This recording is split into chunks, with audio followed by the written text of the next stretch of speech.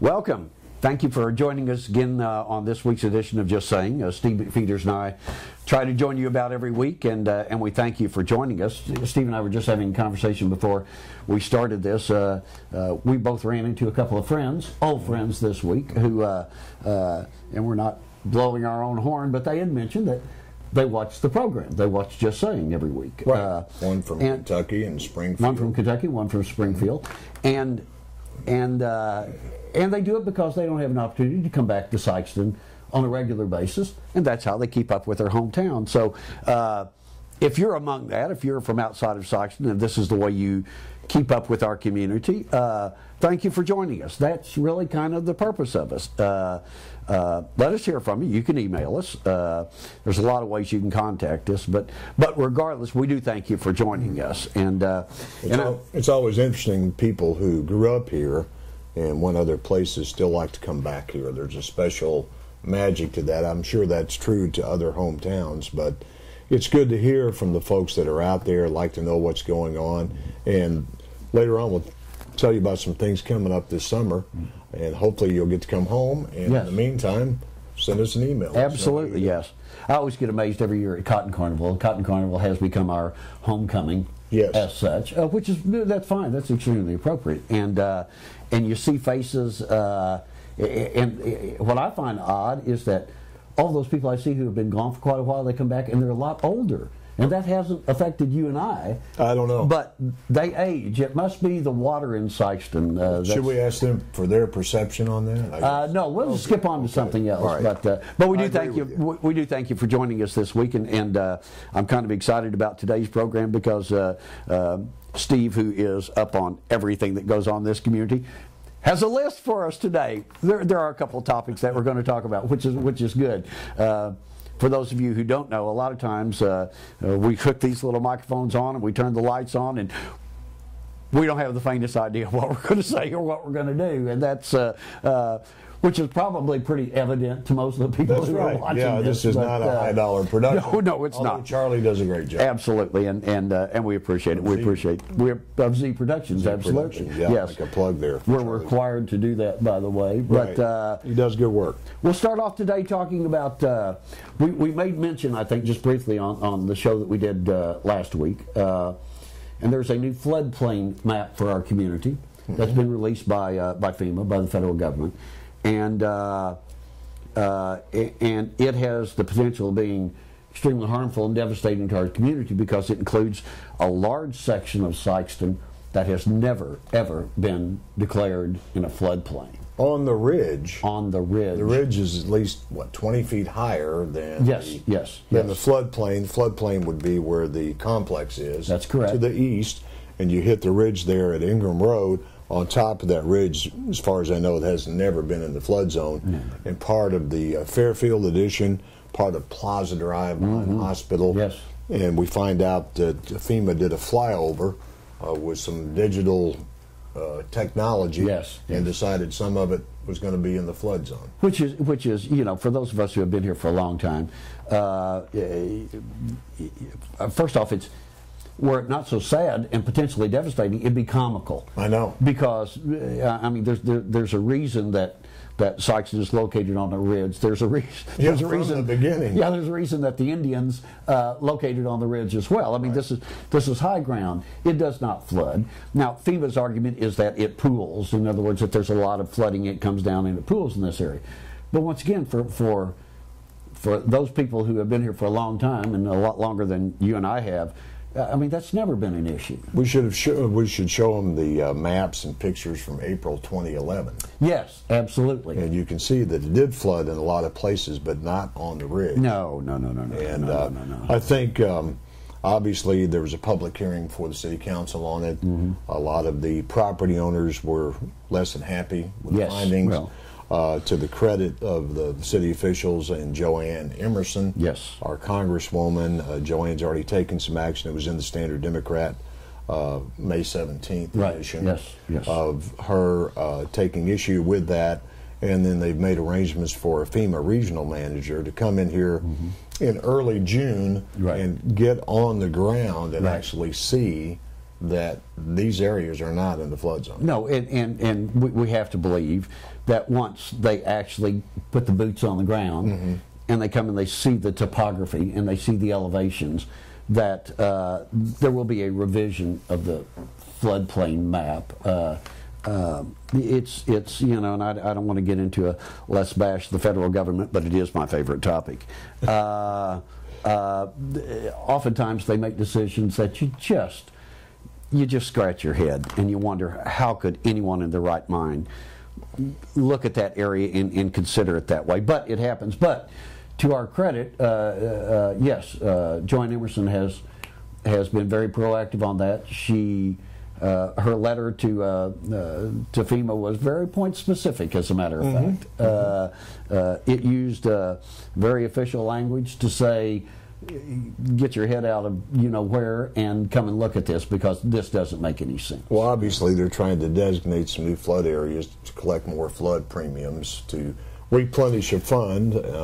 So those are probably the reasons. The problem is the bureaucracy gets so huge and so large, loses all touch with the reality. Yeah, it does. And I'm not going to get political and plug Joanne Emerson, but the fact of the matter is, we talk about elected politicians all the time, congressmen, senators, what have you, and we talk in terms of how they voted on massive legislation and what have you.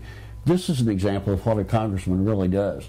This is a local problem. This floodplain map problem doesn't affect Cape Girardeau or Charleston or East Prairie, New Bedford, or anything. It affects us.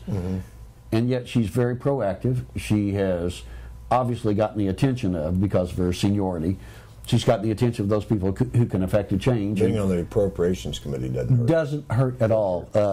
Being the ranking Republican on that helps, as well as her chairmanship would display.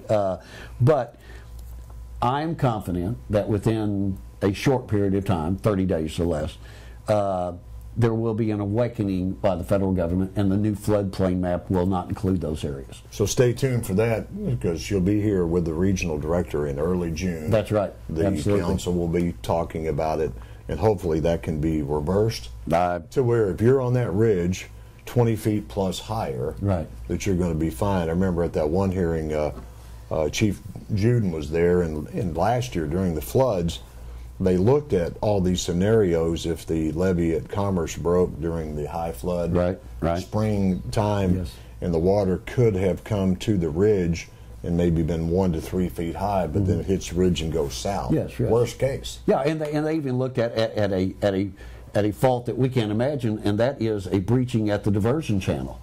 Which would be just, I mean, beyond the pale, beyond our imagination. Even that doesn't show that the ridge would sustain any damage. And then the other proof I want to show them is a rainbow. Yes, absolutely. That it's never going to flood like it did in Noah's day. I don't think so.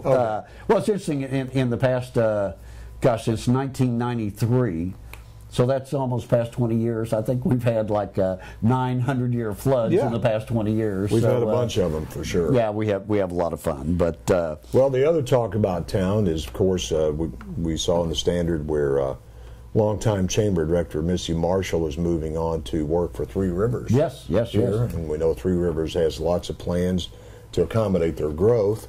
And that has precipitated a lot of talk about, is it possible to put the Chamber and Economic Development under the same roof? And I think that's the objective, not necessarily blend the organizations.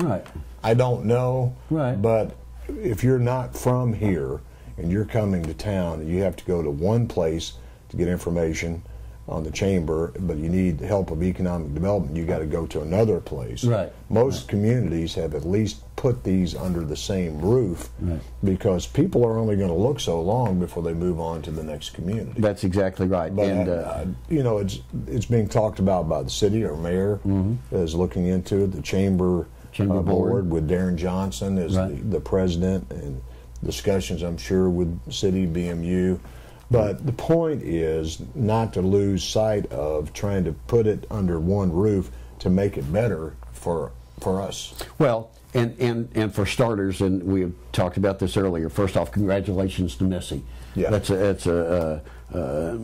is a tremendous resource for our community, and she will take the skill set that she has to Three Rivers, and that's good for everyone. That's right. a win-win situation for everyone. Exactly. And because that campus, believe me, that campus where Three Rivers will be in a relatively short period of time will be just yet another amazing addition to our community, yeah. and a source of pride. So Missy is to be congratulated. But this does provide us an opportunity, and you were part of a group, I think, that traveled to Paragould, Arkansas. Right. Under the Vision Commission yes. umbrella. And in a way, and I don't know whether viewers pay this level of attention to it, but Paragould is a good model to look at. They're a good example of a community that, despite a lot of things that we talk about, they don't have a major interstate. They talk about that when they come here. They are virtually landlocked.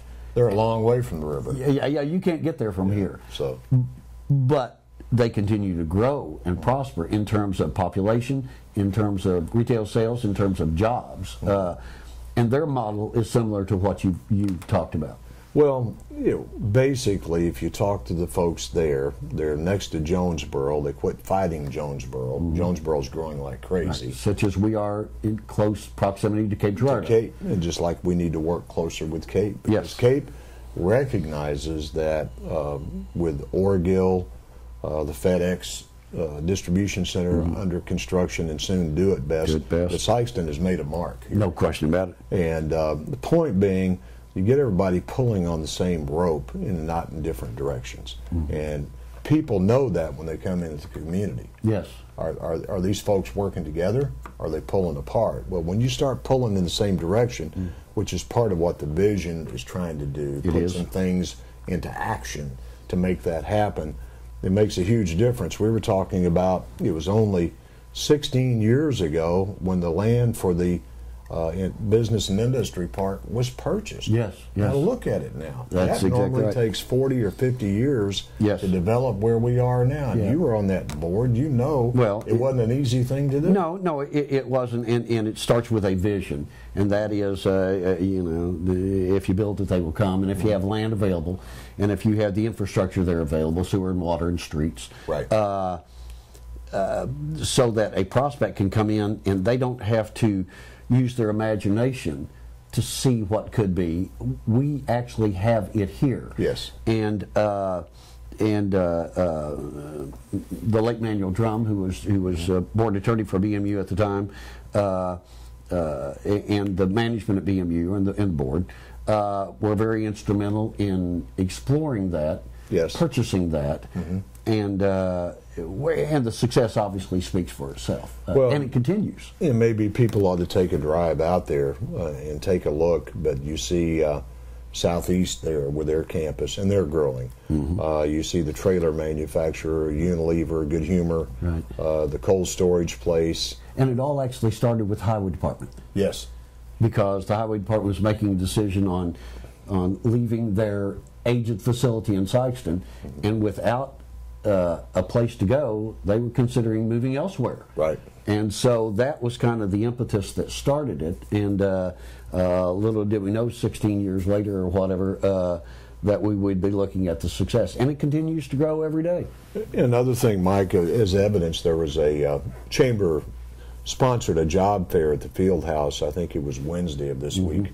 16 companies out there looking for people to hire, including people like FedEx, Noranda, Pepsi, Allen Wire. I mean, there are jobs, and they still during the day they had a lot of students out there, but they still need workers. Yes, and that's a point we've talked about many times.